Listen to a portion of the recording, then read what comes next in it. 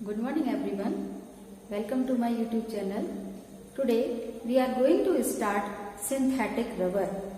Previous lectures में हमने natural rubber and vulcanization of rubber को डिस्कस किया है.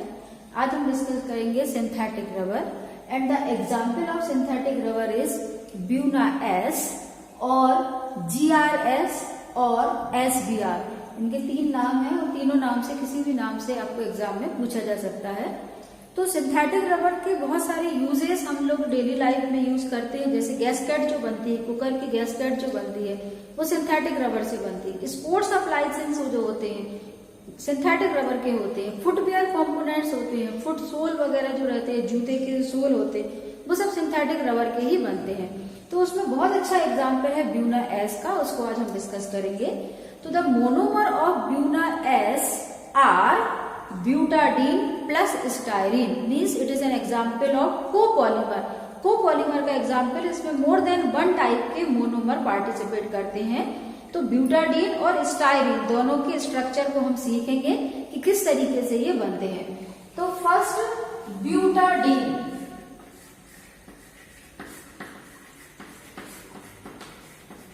Plus styrene.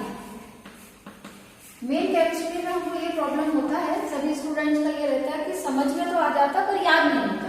तो उसको हम आज याद करना सिखाएंगे आपको कि ब्यूटाडीन और स्टाइरीन के स्ट्रक्चर को हम कैसे मेमोरी में रख सकते हैं. तो स्टार्ट करते हैं but. But means number of carbon 4, 1, 2, 3 and 4. 4 carbon हमने बना दिए. Di means 2, ene means double bond. तो डबल बॉन्ड को हमको लगाना है एक फर्स्ट पोजीशन पे और एक लगा देना है हमको थर्ड पोजीशन पे. तो हमने फर्स्ट और थर्ड पोजीशन पे इसको लगा दिया है और इसके बाद हम इस कार्बन की पूरी वैलेंसी को कंप्लीट करेंगे. तो कार्बन की 4 वैलेंसी होती है. तो 1 एंड 2 डबल बॉन्ड से बैलेंस हुई है. थर्ड एंड फोर्थ में हमने लगा दिया है हाइड्रोजन.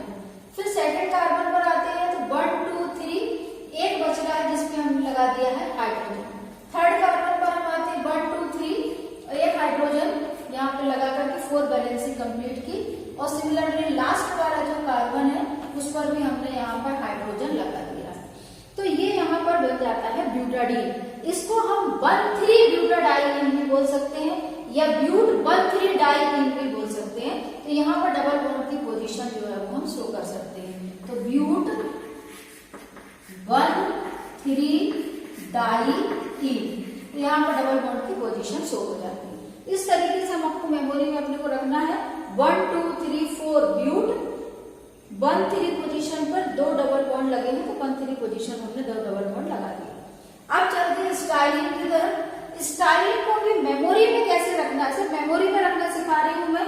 सिंथेसाइज तो कुछ दूसरे तरीके से होते हैं ये. तो स्टाइरीन को मेमोरी में याद रखिएगा. कैसे याद रखेंगे? इथीन से. तो इथीन का जो फॉर्मूला होता है वो होता है CH2 डबल बॉन्ड CH2. अब CH2 है यहाँ पर, इसका 1 hydrogen replace by benzene ring. आप इसको रिप्लेस कर दीजिएगा बेंजीन रिंग से. तो बेंजीन रिंग से रिप्लेस कर दिया तो हमारा स्ट्रक्चर बन गया CH2 डबल बॉन्ड CH और यहाँ पर लगी हुई है एक बेंजीन रिंग. इस पूरे कंपाउंड का नाम हो गया स्टाइरीन. तो यहाँ पर स्टाइरीन और ब्यूटाडीन दोनों के स्ट्रक्चर हमने बनाना सीख लिए. अब जब हम इनको पॉलीमराइज करेंगे तो ये पॉलीमराइज करने के लिए हमको यहाँ पर इमल्शन फॉर्मेशन करना होगा. और इमल्शन का मीनिंग हमने बताया था आपको प्रीवियस लेक्चर में भी कि 2 इमिसिबल लिक्विड, 2 इमिसिबल लिक्विड को हमको मिक्स करना है. तो मिक्स करने के बाद जो एक प्रिपरेशन तैयार होती है वो कहलाता है इमल्शन. तो इमल्शन प्रिपरेशन के थ्रू हम यहाँ पर स्टाइरीन और ब्यूटाडीन को मिक्स करेंगे. इसमें जो कैटालिस्ट हम यूज कर रहे हैं उसका नाम आप याद रखिएगा. Q मीन हाइड्रो पर ऑक्साइड प्लस इसमें हम लेंगे डेक्सट्रोज. इनका दोनों का कॉम्बिनेशन हमको लेना है. The temperature should be maintain from -18 to 5 degree Celsius. -18 से लेकर के प्लस में 5 डिग्री सेल्सियस तक टेम्परेचर हमको मेंटेन करना है. क्यूमीन, हाइड्रोपेरोक्साइड और डेक्सट्रोज जो है वो ऐसे कैटलिस्ट हम यूज कर रहे हैं। इसमें जो ब्यूटाडीन का परसेंटेज है वो बाय वेट 75% हम लेते हैं एंड रिमेनिंग 25% जो है वो हम यहाँ पर स्टाइलिन को मिक्स करते हैं और फिर हम इनका बनाते हैं इमल्शन। इमल्शन बनाने के बाद अब हमारा इसमें हो जाएगा पॉलीमराइजेशन। पॉलीमराइजेशन को जिस तरीके से हमको सीखना है, इसमें हमको यहाँ पर डबल बॉन्ड जो है वो ब्रेक होंगे और पॉलीमराइज होगा। तो डबल बॉन्ड को ब्रेक करते हैं हम, उसको पॉलीमराइज करते हैं। उसके लिए हम वापस से यहाँ पर नीचे जो है रीराइट करते हैं। तो पहले ब्यूटाडीन और पहले उसके बाद स्टाइरिन और दोनों में चेंजेस जो है वो हम देखते हैं। तो यहाँ पर हम रीराइट करते हैं 1, 2, 3 एंड 4। 4 को बनाने का तरीका जो ऐसे सीखिएगा तो कभी गलतियां नहीं होंगी आपसे। फिर यहाँ पर 1 एंड 3rd पोजीशन पर डबल बॉन्ड लगाना है और बाकी रिमेनिंग जो है वो हमको यहाँ पर हाइड्रोजन 1 हाइड्रोजन 1 हाइड्रोजन यहाँ पर लगा दिया हमने 2 हाइड्रोजन। इसके बाद हम स्टाइरिन को रीराइट करते हैं और फिर आपको ज्वाइन करना सिखाते हैं। स्टाइरिन कैसे हम लिखा है यहाँ पर CH2 double bond CH and benzene ring. अब हम जब पॉलीमराइज करेंगे तो पॉलीमराइज करने के लिए हमको यहाँ से डबल बॉन्ड ब्रेक करना है। तो डबल बॉन्ड ब्रेक करने के लिए यहाँ से हमने फर्स्ट बॉन्ड यहाँ से ब्रेक किया। ब्रेक करने पर 2 electrons are free. First and second position पे 2 electrons are free. Then again हमने 3rd एंड 4th कार्बन के बीच में जो डबल बॉन्ड था इसको भी हमने ब्रेक किया है। Again 2 electrons are free. जो ये वाला इलेक्ट्रॉन है ये हमारा कोई भी जो भी प्रीवियस मॉलिक्यूल होगा उसके साथ ज्वाइन करने के लिए अवेलेबल है। जो ये जो 2 इलेक्ट्रॉन्स है ये मिलकर के बॉन्ड फॉर्मेशन कर लेंगे और ये जो इलेक्ट्रॉन्स है ये अपना नेक्स्ट स्टाइरिन के साथ जुड़ेगा। अब अगेन स्टाइरिन में भी डबल बॉन्ड है इसलिए डबल बॉन्ड ब्रेक हो जाएगा। इसको हम एडिशन पॉलीमराइजेशन भी बोलेंगे। इसमें भी 2 इलेक्ट्रॉन्स आर फ्री। ये दोनों कार्बन पर फ्री होंगे। ये यहाँ पर हाइड्रोजन जो है वो तो साइड में लगे हुए होते हैं। इस चीज का आप विशेष ध्यान रखिएगा। जो भी बॉन्ड ब्रेक होगा और जो भी बॉन्ड बनेगा ये हमेशा कार्बन और कार्बन के बीच में ही बनता है। हाइड्रोजन साइड में ही लगे हुए होते हैं। तो यहाँ पर इलेक्ट्रॉन्स फ्री हो गए। तो ये यहाँ पर ये कार्बन के एक इलेक्ट्रॉन फ्री हुआ है तो ये यहाँ से बॉन्ड बना लिया। ये हमारा नेक्स्ट मॉलिक्यूल के साथ बॉन्ड बन गया और यहाँ पर हमने पूरा इसको ज्वाइन करके लगा दिया है होल एंड। होल एंड लगाने के बाद जो पूरा आपका पॉलीमर तैयार हुआ है this is Buna S. Buena S इसका केमिकल नेम यदि हम देखते हैं तो हम इसको बोलेंगे पॉली, क्योंकि ये पॉलीमर बन चुका है। पॉली ब्यूटाडीन, क्योंकि ये ब्यूटाडीन और स्टाइरिन का कॉम्बिनेशन है। ब्यूटाडीन को स्टाइरिन, को स्टाइरिन, ये पूरा इसका ब्यूटाडीन स्टाइरिन का कॉम्बिनेशन है, कोपॉलीमर है। इस वजह से हमने लिख दिया है ब्यूटाडीन को स्टाइरिन और यहाँ पर इसका लगा दिया है पॉलीवर्ड। तो ये बन जाएगा पॉली ब्यूटाडीन को स्टाइरिन। तो ये इस तरीके का पूरा इसमें कॉम्बिनेशन है।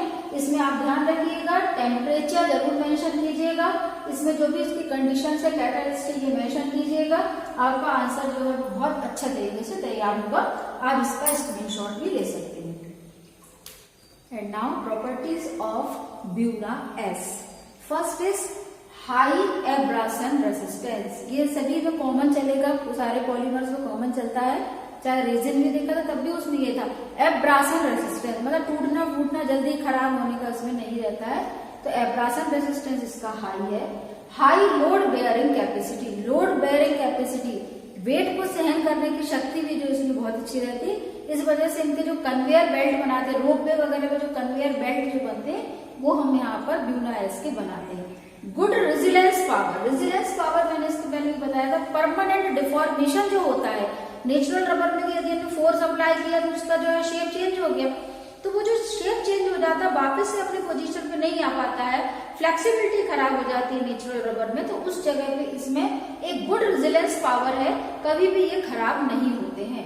Next is it swells in oil and solvent. ये थोड़ा सा इसका ड्रॉबैक है कि बहुत जल्दी ऑयल के कांटेक्ट में आने पर या सॉल्वेंट के कांटेक्ट में आने पर ये सॉइल अप हो जाते हैं। तो ये जो है ये इसकी प्रॉपर्टी है। Next is low oxidation resistance. कभी भी कोई भी ऑक्सीडेशन यानी मींस अगर एयर के कांटेक्ट में आ रहा है तो जल्दी खराब हो जाता है, या कोई ऑक्सीडाइजिंग एजेंट्स के लाइक H2SO4 है उनके कांटेक्ट में आने पर भी ये जल्दी से ऑक्सीडाइज होता है। तो इनकी ये 1 2 3 4 5 प्रॉपर्टीज जो है इनको इसी तरीके से नंबरिंग के साथ एग्जाम में आपने को लिखना है। इसका स्क्रीनशॉट ले सकते हैं। And now uses of Buna S. इसके बहुत ही सिंपल यूज है। First is motor tyre. जितने भी 4 व्हीलर 2 व्हीलर के जो टायर जो होते हैं, टायर भी हम ब्यूना एस से बनाते हैं। शू सोल, जितने भी हमारे जूते के सोल जो होते हैं, जितने भी जो स्पोर्ट्समैन जो खेलते हैं वो सब जूते के सोल जो है वो ब्यूना एस के बनाए जाते हैं। फुटवेयर कंपोनेंट्स और भी दूसरे स्लीपर्स वगैरह जो होती है वो सब ब्यूना एस की बनाई जाती हैं। Insulation of wire and cable, जितने भी जो आपके इलेक्ट्रिसिटी के वायर है जिनका इंसुलेशन करना होता है ऊपर से, जिसमें करंट ना लगे, उसकी कवरिंग जो करना होती है वो ब्यूना एस से की जाती है। कारपेट वगैरह जो घरों में बिछते हैं उनको भी हम ब्यूना एस से बनाते हैं।